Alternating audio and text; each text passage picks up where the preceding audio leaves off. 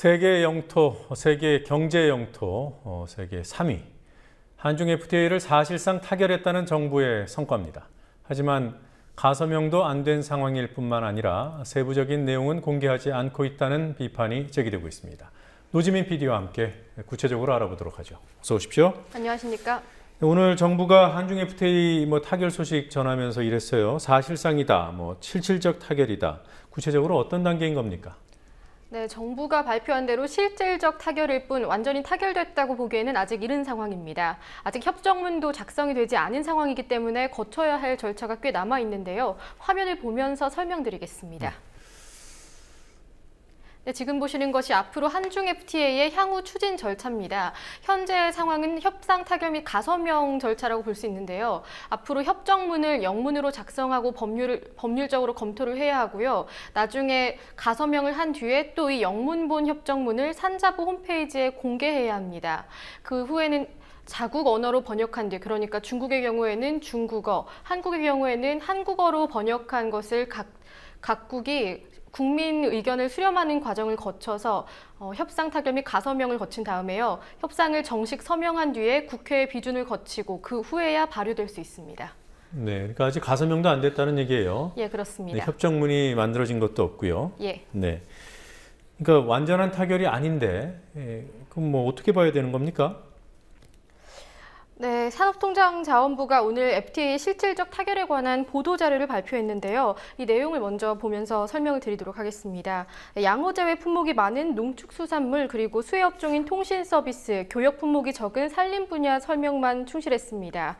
이에 대해서 야권은 세부적인 협상 내용이 없다고 지적하면서 대통령의 성과를 위한 발표가 아니냐는 의문을 제기했습니다. 정의당 김재남 원내대변인은 실질적이라는 수식어를 붙인 이유가 제대로 타결하지 못했다 는 것은 아닌지 의구심이 든다고 비판했는데요.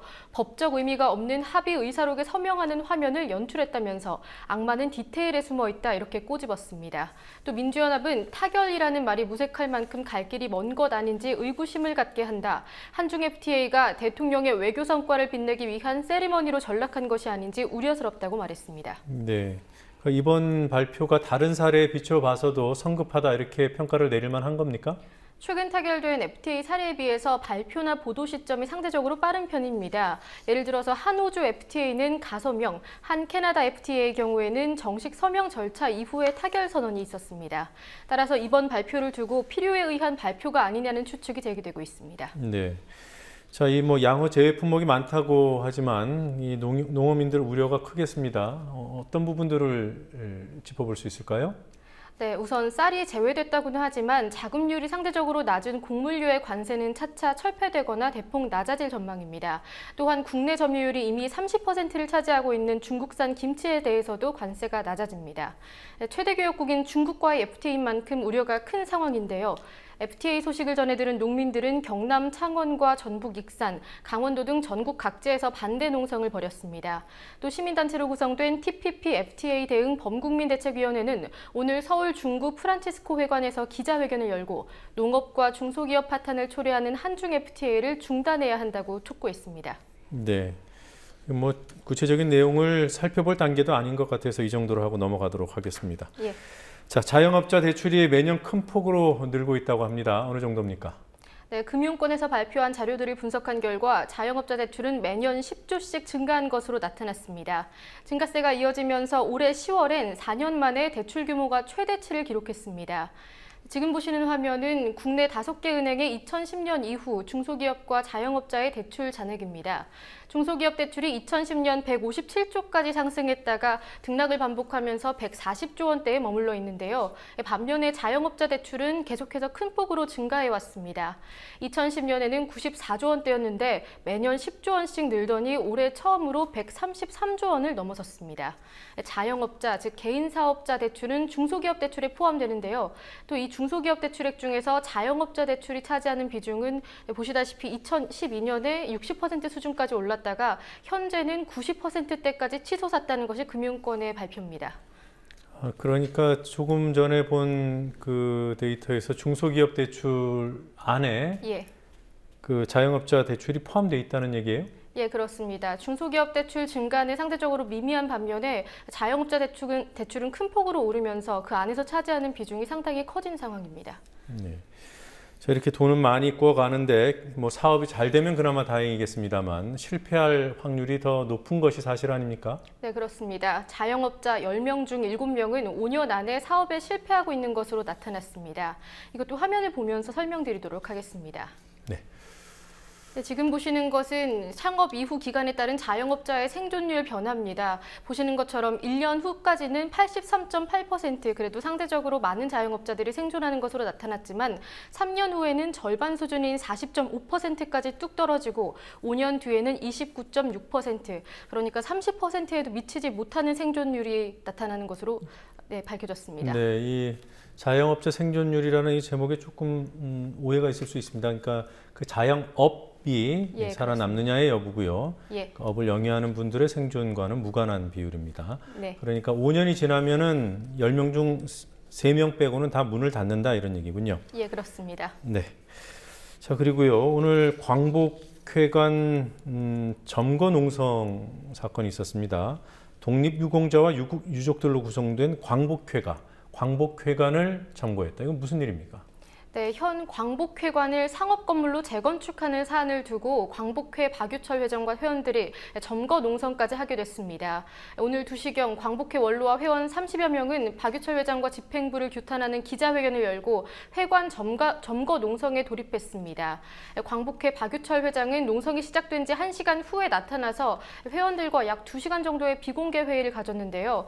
회원들은 일단 농성을 풀고 귀가했습니다. 하지만 당시 상황에서는 상당히 고성이 오가는 등 갈등이 컸는데요. 화면으로 잠시 확인해 보겠습니다. 회원들이 반대를 하면 절대 할 수가 없다. 네? 그런 얘기를 하고 이거는 회원 전체의 재산이니까 회원들이 의사를 받고 광복회관을 해야지 그냥 이렇게 강요하면 안 된다. 절대 반대니까 그거를 해서 회원들 의견 수렴을 해가지고 해라. 그런 얘기를 했어요. 네, 이렇게 광복회관 재건축 문제가 논란이 되는 이유를 좀 정리해 봐야겠습니다. 네, 지난 1월 광복회 박유철 회장 그리고 집행부는 친일재산귀속법에 의해서 국고로 환원된 450억 원을 투입해서 지하 4층, 지상 9층의 임대 건물을 짓겠다고 발표했습니다. 그런데 대다수 유공자와 유족들로 구성된 광복회 측 회원들과는 논의되지 않았던 건데요. 유공자와 유족들은 이 450억 원을 생활안정금 등으로 지원하라는 입장이었습니다. 박 회장은 동의를 구하지 않고 이사회만 거쳐서 재건축을 강행했기 때문에 내부 갈등이 불러진 겁니다.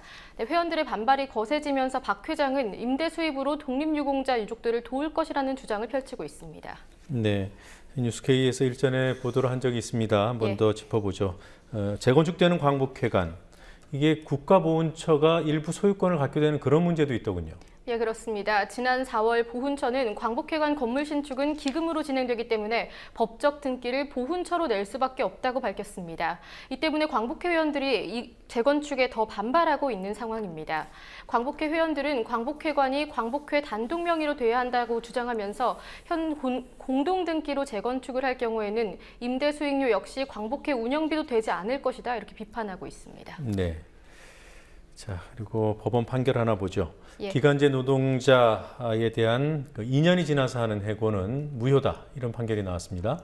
네, 그렇습니다. 서울고법은 정당한 사유 없이 계약기간 2년이 만료됐다는 이유만으로 노동자를 해고하는 건 부당하다고 결정했습니다. 지난 2010년 장모 씨는 모 비영리재단에서 2년간 근로계약을 맺고 일해왔는데요. 2012년 9월 계약기간이 종료되자마자 해고 통보를 받았습니다. 이후 장 씨는 재단 측의 이런 통보가 부당하다면서 중앙노동위원회에 구제 신청을 했고요. 중노위는 부당해고라고 판정을 했습니다. 하지만 재단 측은 이 중노위의 판정을 취소해달라는 소송을 냈고 1심에서는 승소했는데요. 하지만 오늘 서울고법은 1심 판결을 뒤집고 장 씨의 해고가 부당하다는 결정을 내린 겁니다. 자, 그리고 법원이 이런 판결을 내린 근거가 뭡니까? 재판부는 판결을 내리면서 기간제법의 입법 취지는 기간제 계약이 남용을 방지해서 근로자의 지위를 보장하려는 데 있다고 사유를 밝혔습니다. 또 장 씨가 정규직과 동일한 업무를 한 점, 선임자 3명이 정규직으로 전환된 점을 고려하면 장 씨 역시 정규직 전환을 기대할 권리가 있다면서 기대권을 인정한 겁니다. 고법 판결이 나자 정의당은 브리핑을 통해서 이를 환영했는데요. 오늘 판결이 비정규직 문제를 해결하는 이정표가 되어서 정부가 추진하는 비정규직 계약 기간 늘리기를 중단시키길 바란다, 이렇게 말했습니다. 네. 자, 어제 발생한 구룡마을 화재 사건, 그 원인이 밝혀졌습니까? 네, 아직까지는 밝혀지지 않았습니다. 경찰과 소방당국은 현재 목격자의 진술 등을 토대로 방화를 포함한 정확한 화재 원인을 조사하고 있습니다. 어제 오후 1시 50분쯤 고물상에서 발생한 것으로 추정되는 화재는 1시간 40분 만에 진압됐고요. 이로 인해서 1807세대 중에서 16개 동 63세대가 불에 타서 71살 주민 주모 씨가 사망하고 136명은 개포중학교 내 대피소와 마을자치회관에 대피해 있는 상황입니다. 네. 화재가 이번이 처음은 아니죠? 네, 올해로만 12번째입니다. 구룡마을 주민자치회는 지난 5월부터 강남구청에 화재 대책 수립을 요청했지만 구청 측은 도시개발 사업에 동의할 것만을 요구했다고 밝혔습니다. 주민들은 몇 년 전에 설치돼 있었던 소방기기마저 다 철거됐다면서 어차피 허물 곳이라는 생각에 안전대책이 등한시되고 있다고 호소하고 있습니다. 지난 2012년 8월 도시개발구역으로 지정됐던 구룡마을은 개발 방식을 둘러싼 서울시와 강남 구간의 갈등이 길어지다가 결국 지정에서 해제됐습니다. 네. 자, MBC에서 일베 이미지를 사용해서 논란이 있었던 적이 있는데요. KBS도 비슷한 사례가 있었습니다. 네, 지난 9일, 그러니까 어젯밤 KBS 개그 콘서트의 레리비 코너에서 엘사와 개그맨 이동윤 씨를 합성한 사진이 등장했는데요. 여기 엘사의 어깨 위에 배충이, 그러니까 일베의 마스코트 캐릭터가 포함돼 있어서 논란이 되고 있습니다. 이 배충이는 각종 집회 등에서 일베의 상징물로 사용되고 있습니다. 지난 5월에는 연대 축제에 출연했다가 학생회로부터 추방당하는 일도 있었는데요. 개콘 측은 해명문을 밝혔습니다. 제작진과 출연진이 소품을 준비하는 과정에서 생긴 실수였다. 어떤 특정한 의도는 전혀 없었다는 입장인데요. 하지만 누리꾼들은 이에 대해서 합성 사진인데도 불구하고 이것을 알지 못했다는 점이 좀 의문스럽다, 이런 주장을 하는 경우도 있습니다. 네, 알겠습니다. 여기까지 보도록 하죠. 수고했습니다.